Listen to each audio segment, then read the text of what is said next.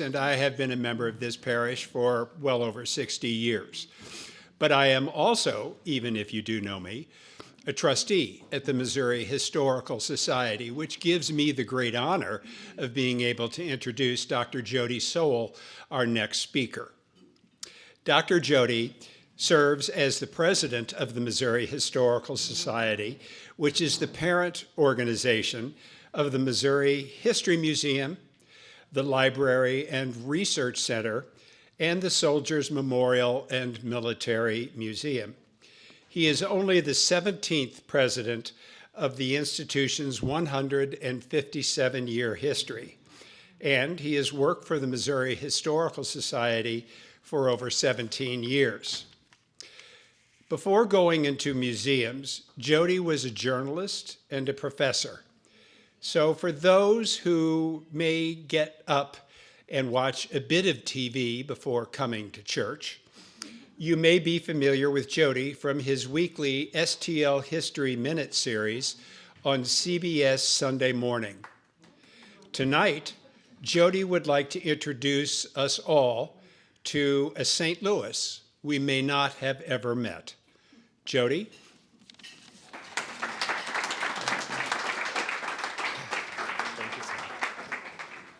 Thank you, Sandy, and thank you all for having me here tonight. It's a pleasure to be with you. I'm very excited to talk to you a little bit about St. Louis history, and I hope share some stories that you don't know and maybe some familiar ones as well. I thought tonight we'd start with my favorite quote about St. Louis, and really about St. Louisans. So in 1863, Frederick Law Olmsted's the guy who designed Central Park, came to St. Louis, and this is what he had to say about St. Louisans. Let's see if I can advance this.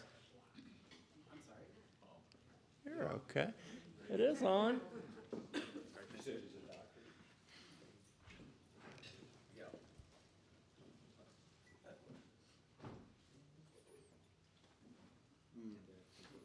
I can do it from the computer if that's easier. Ah.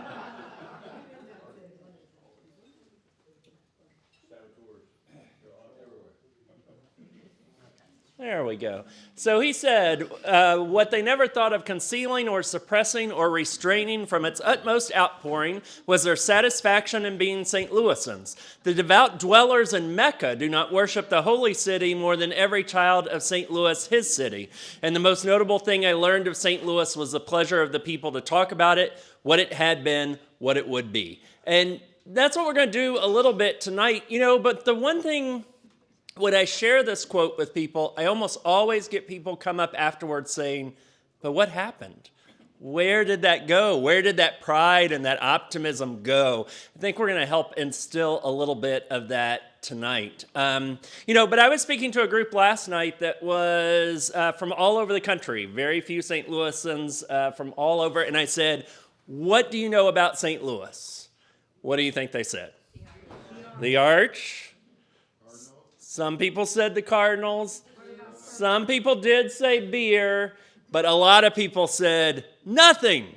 I'm like, that hurt my feelings. But no, they didn't go that deep. They didn't know that.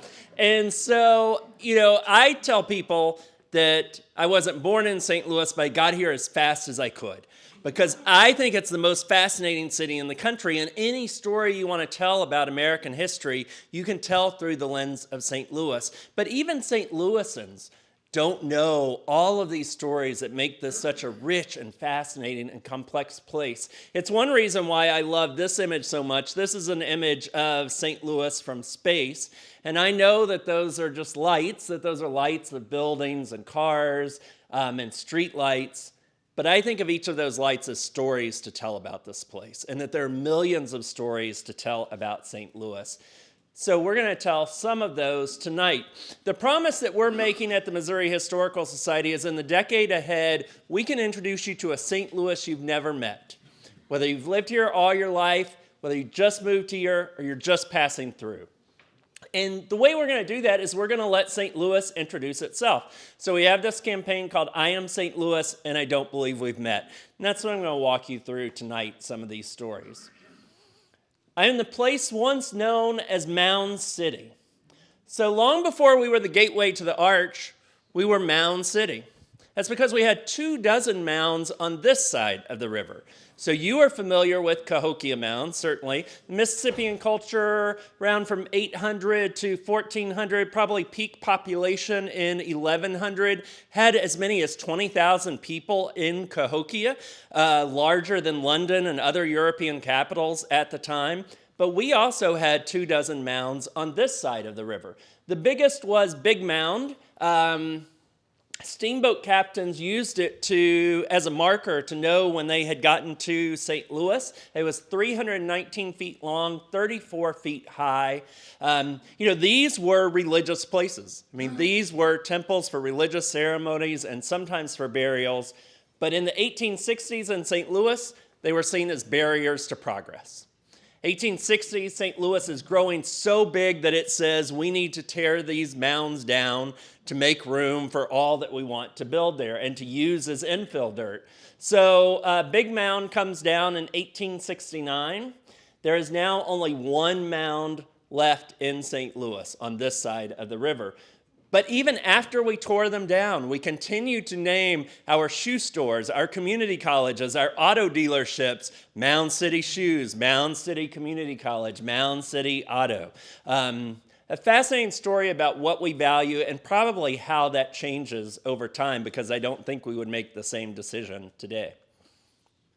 I am the place that argued it should be the capital of the United States.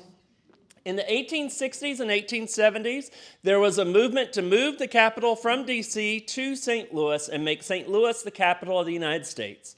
It was led largely by this guy, Logan Uriah Rivas, in addition to having the best beard in St. Louis history, was also one of its biggest promoters. He wrote a book called The Future Great City of the World, and he would say stuff like this: henceforth, St. Louis must be viewed in the light of her future. Like a newborn empire, she is moving toward conscious greatness and will soon be the world's magnet of attraction. Now, the reason he said that St. Louis should be the nation's capital was pretty simple. When we picked D.C., the country was much smaller. We've grown. St. Louis is so central now. St. Louis should be the capital. We kind of make fun of Logan Uriah Rivas these days, but in 1869, 90 representatives from 17 different states and territories met in downtown St. Louis to determine whether the capital should be moved to St. Louis. Now, I don't know how much you keep up with politics, but I think we dodged a bullet by not having the capital of the United States here. I am the place where women could have gotten the vote 50 years earlier. On October 15, 1872, Virginia Minor walks up the old courthouse steps and says, "I'm here to register to vote." And they said, "No, you can't vote. You're a woman." She said, "Of course I can. The 14th Amendment says if you're born in the United States, you have all the rights of citizenship. Surely voting is a right of citizenship." That case goes all the way to the Supreme Court. I don't know if you've heard, but the Supreme Court doesn't always get it right. The Supreme Court unanimously agreed that voting was not a right of citizenship. It would take 50 more years for women to get that right. But it's a reminder that winning those wars for equal justice oftentimes start by fighting unwinnable battles. Virginia Minor starts the first suffrage association in the country here in St. Louis. She's a great friend of Susan B. Anthony, should be known as a hero to every person who lives in St. Louis, and yet when I go into the museum and ask people how many people know Virginia Minor, I almost never get anyone who does. I am the place that boasts the oldest bridge on the Mississippi River. The Eads Bridge was loved by poets and civil engineers alike. Poets loved it because of its beauty. Walt Whitman said that he used to love to go to the riverfront and see the Eads Bridge in the moonlight. He said it was a structure of perfection and beauty unsurpassable. Civil engineers loved it because they thought it would never stand. Here's why. No bridge had ever been built south of where the Mississippi and the Missouri come together. People thought the current was too strong. This bridge was going to be made out of steel, something that was not a material used in building bridges before. And the guy who was going to build it, that guy, James Eads, he had never built a bridge before. So this was going to be his first try. And when I say people weren't sure that it was going to stand, there were engineers writing in newspapers across the country saying, do not cross that bridge. It's going to fall into the Mississippi River. When it opened on July 4th, 1874, Eads and colleagues actually had to walk a circus elephant, across the Eads Bridge to show to St. Louisans that it was stable, because the belief was that an elephant would never walk across something that was unstable. People asked Eads if he was relieved. He said, I was not relieved because I was never worried in the first place. Which is the kind of confidence you want in a guy building his first bridge. That bridge, now the oldest bridge on the Mississippi River. I am the place where an activist stopped horses in their tracks. Charlton Tandy, who you can see in the middle of this mural about St. Louis civil rights history, was a lawyer and an activist. He fought for trolleys to be integrated. So before, African-American passengers could go on the trolley, but they had to hang onto the straps and stand. They couldn't sit on the benches. He wins that case. Courts rule that they have to be integrated. But passing laws is one thing, and actually abiding by laws is a completely different thing. So in the 1870s, what would happen is many trolley drivers would just drive right by African-American passengers and not stop. And what Charlton Tandy would do is he would stand beside those passengers. If he saw that that was going to happen, he would jump into the middle of the street, grab the reins of the horse, stop the horse in its tracks so that the African-American passengers could get on. What oftentimes would happen would be the driver would get off and say, I'm not going to take these people on my trolley. And Charlton Tandy, who had grown up with horses, would get on the trolley and lead the horses for the rest of the route. Your issue doesn't have to be civil rights. It could be religious freedom. It could be education. You've got to be inspired by a guy who will jump into the middle of the street and stop moving horses. I'm the place that made enough bricks annually to encircle the equator. St. Louis was a brick-making capital in the late 1800s, early 1900s, and other places have us to thank. So this is, anybody know this building? So beautiful. This is the Milwaukee City Hall, and in the 1890s, it was the tallest building in the United States. All of that brick made in St. Louis. This is the most beautiful building in the country, and I will take no arguments. The Chrysler Building in New York, we can't take credit for the stainless steel spire, but all the brick that's holding it up, made in St. Louis. So I tell people whenever you go to Milwaukee or New York or to Chicago's Navy Pier, you can say, we built that. St. Louis built that. I am the place whose drinking water was once more solid than liquid. Before we cleaned up the water for the World's Fair, we were pretty much just pulling it right out of the Mississippi and letting it settle in our glasses. So Mark Twain said that you could take a glass of St. Louis water and put it on the table and let it settle, and you could separate land from water just like in Genesis. St. Louisans loved their muddy water. In fact, many would take Mississippi mud with them whenever they were traveling to other places so that they could mix it into their water and have that healthy Mississippi mud. I love, there was a story about a girl in the 1870s from St. Louis. Her cousin was visiting from Portland, and he was taking a bath, and he was scared because for the first time he couldn't see his legs while taking a bath because it was so muddy. She said she was scared when she went to Portland and for the first time could see her legs while taking a bath. And the place that stole America's first Olympics. The modern Olympic movement started in 1896 by a guy named Pierre de Coubertin. And he said he was going to do something completely different. Rather than just having the Olympics in one location, in Greece, why don't we move it around the globe into new locations every 4 years? That sounds like a great idea to us because we're used to it. Sounded like the worst idea in the world to people back then. They said, no, it's never going to work. Just have it in Greece. He said, no, we're going to do this. So 1896, they do have it in Greece. 1900, they have it in Paris, because if you're the guy who invents the modern Olympics, you get to have it in your hometown. And then 1904, they knew that they had to have it in the United States because it wasn't going well. Not many people were attending, and they knew that the United States then, like now, was sports crazy. And so if you were going to have the new modern Olympics in 1904 in the United States, there was only one place that it made sense to have the Olympics, and that was Chicago. Chicago won unanimously. St. Louis put in a bid, Philadelphia put in a bid, Chicago won unanimously, and like they oftentimes do, they rubbed our faces in it. In the newspaper, they said, oh, they never would have picked a small town like St. Louis for these important Olympic Games. But just like in athletics, where you're not supposed to celebrate before you actually cross the finish line, what they didn't know at the time was that St. Louis's World's Fair was about to be delayed. We were planning on having the World's Fair in 1903. But when we delayed it to 1904, the World's Fair organizers called up the Olympic Committee, and they said, you know what? You're just trying to get this new thing started. No one believes it's going to work. Here's what we're going to do. Along with our World's Fair, we're going to have an international athletic competition that's going to completely overshadow your newly formed Olympics. Don't you think you want to reconsider?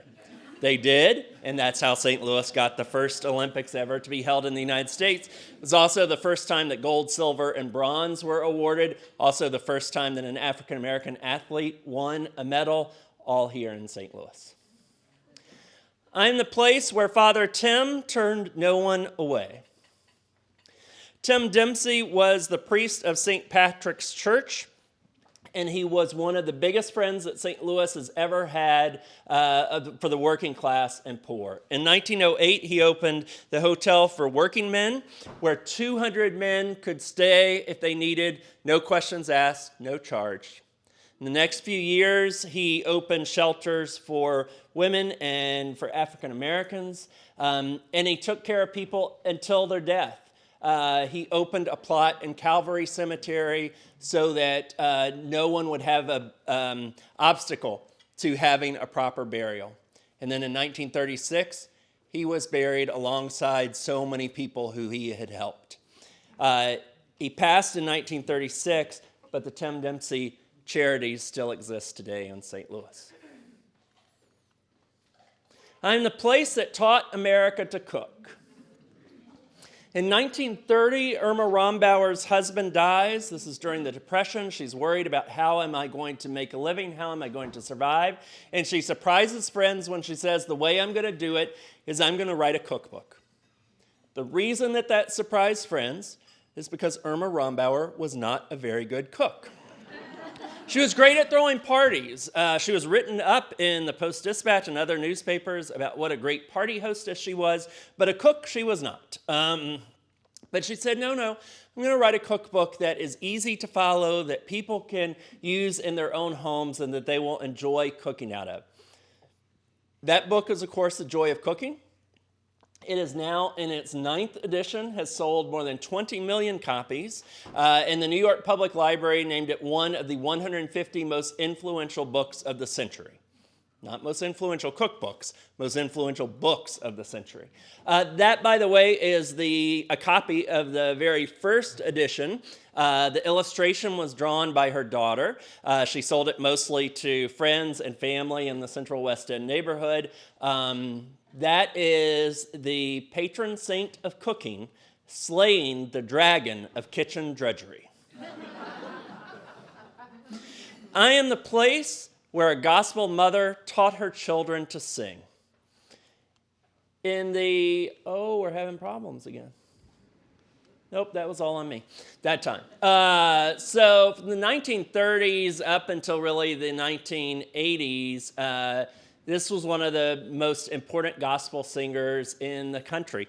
Willie Mae Ford Smith, in 1932, she became the director of the Soloist Bureau for the National Convention of Gospel Choirs.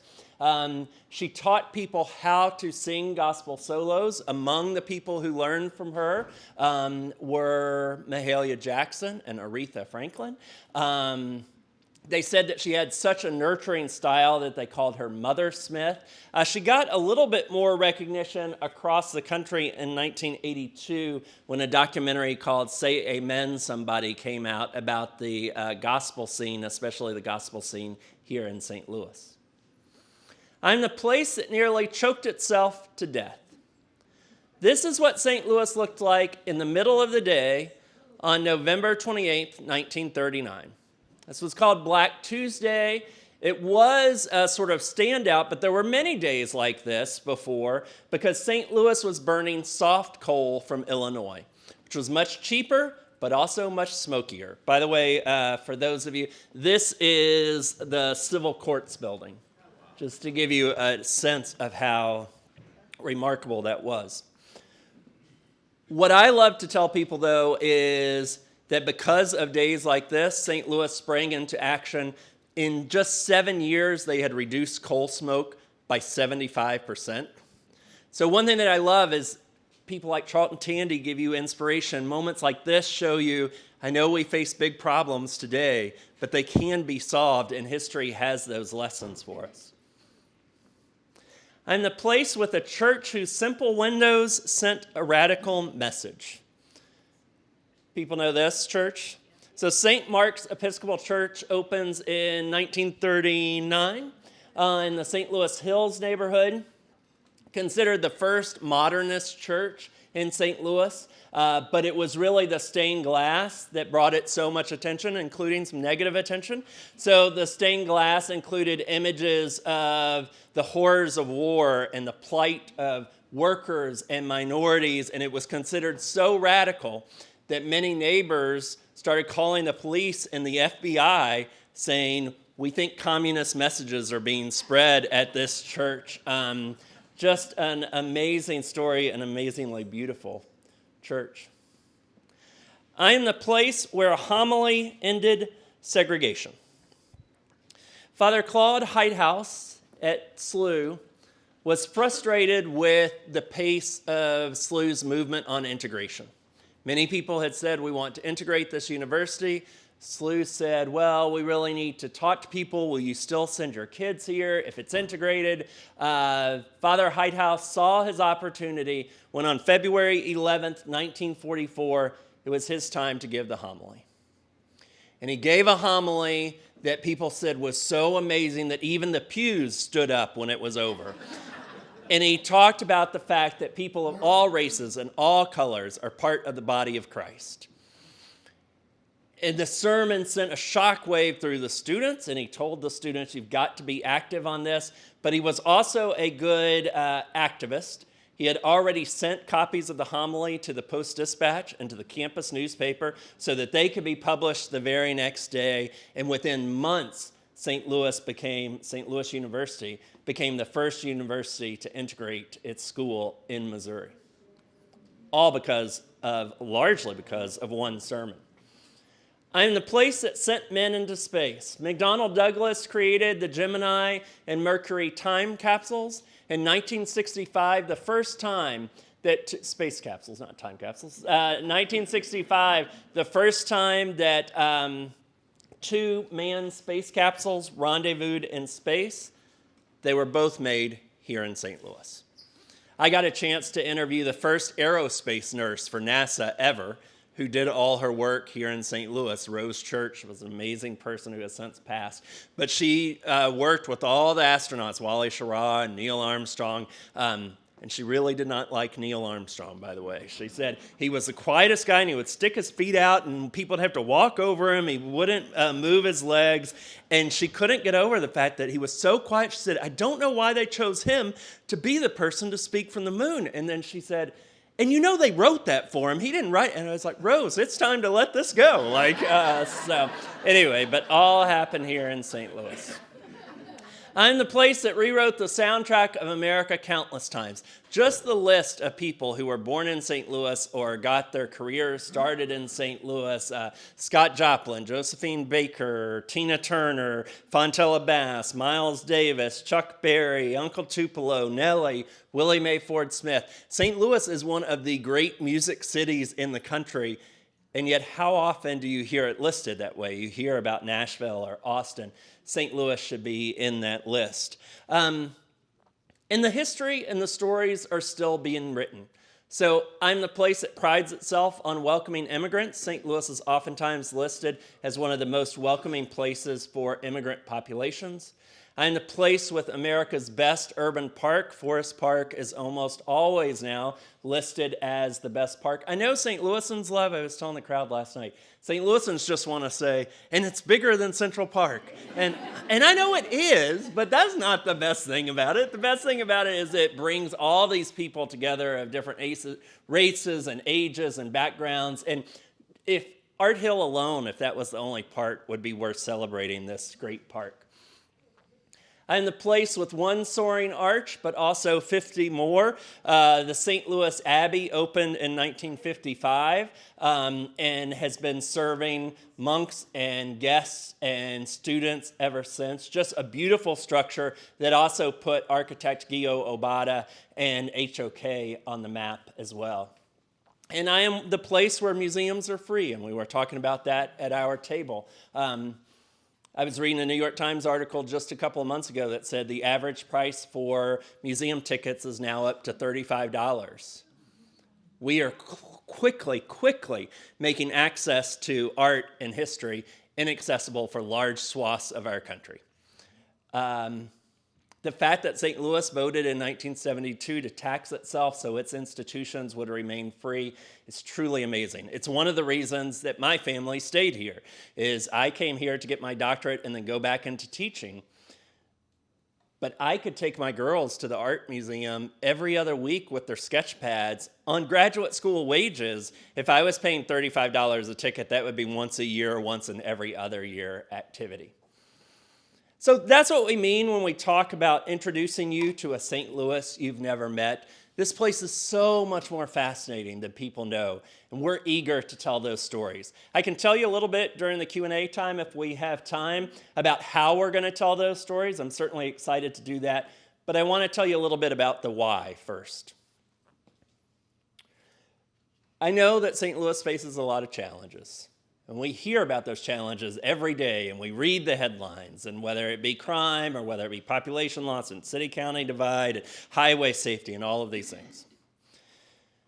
But I will tell you that one of the keys to addressing those issues is building the kind of civic pride and place attachment that makes people want to address those problems and those challenges. So the research shows that cities with the highest place attachment also have the highest GDP. They have fewer people who leave them. They even survive natural disasters at a higher rate. And people who live in those places say that they feel less lonely. And we know how dangerous loneliness is today. I think the most recent research says it's like smoking 15 cigarettes a day. So building this kind of pride in this community, telling people that this is your shared history, could not be more important. It is the key to building a stronger future for St. Louis. It's what we're so committed to at the Missouri Historical Society. And I oftentimes end on this image because St. Louis certainly loves its red brick and loves that red brick architecture. It is one thing that makes it distinctive. But you know, the brick is not doing the heaviest work in this picture. It's the mortar. Without the mortar, that's just a collection of loose bricks. But with the mortar, you can build amazing things. When it comes to cities, the mortar is that civic pride and that place attachment. In St. Louis, that's become chipped and weathered, but we are committed to building it back. And I will say that that is another connection. I know we use some examples from people of faith and places of faith, but I feel like that's another connection, because that's what you do in places like this, is you build community. And community could not be more important. We're doing it in a different way at the Historical Society, but we are always so happy to be here with people like you building that in places like this. So thank you very much. I'm happy to answer some questions.